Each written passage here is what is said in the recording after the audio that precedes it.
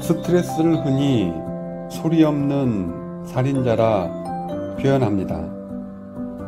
무시무시한 비유다 싶지만 스트레스로 인한 발병 사례를 접하다 보면 그 표현이 결코 지나치다고는 할 수 없을 것 같습니다.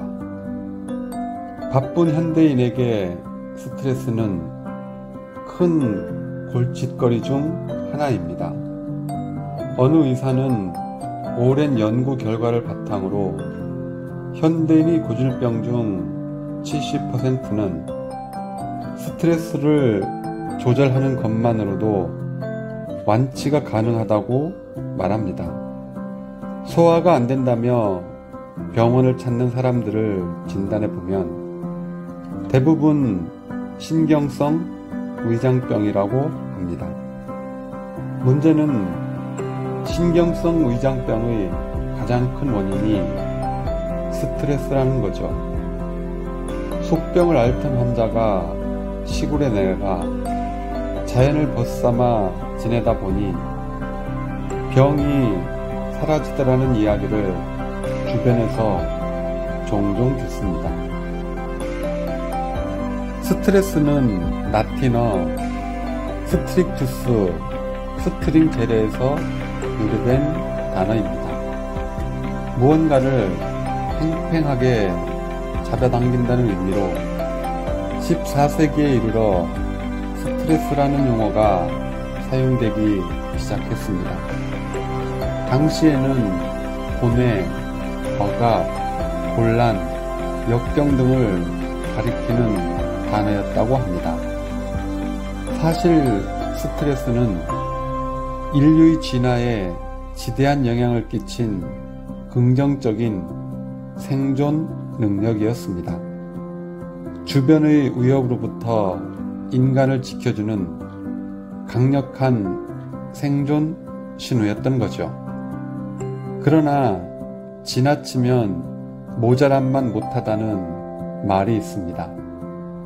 적당한 스트레스는 일상에 양념이 될 수 있지만 과도한 스트레스는 심신을 피폐하게 만듭니다.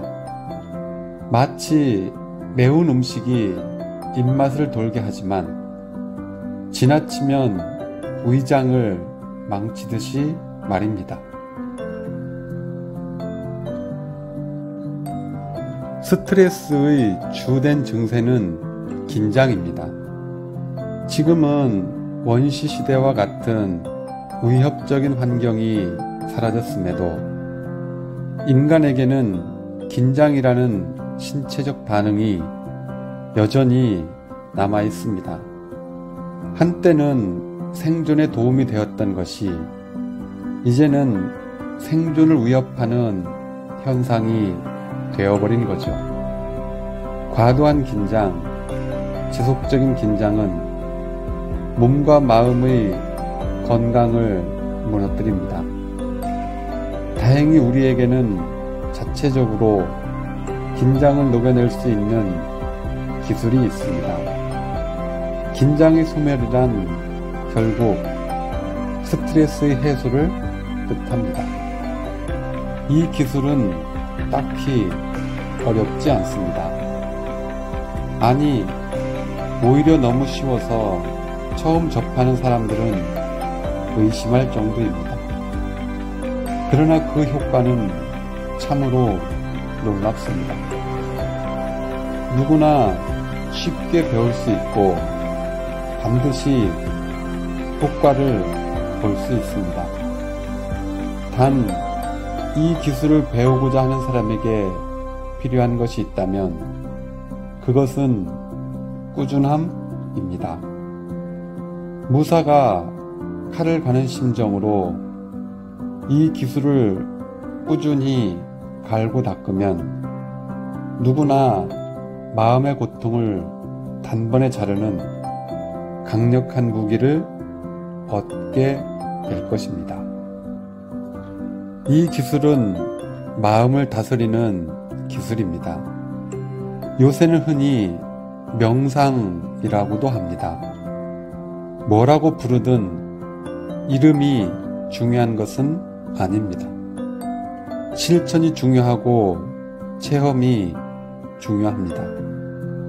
과학적으로 효과가 증명된 이 기술은 스트레스에 노출된 현대인들에게 훌륭한 묘약이 되어줄 것입니다.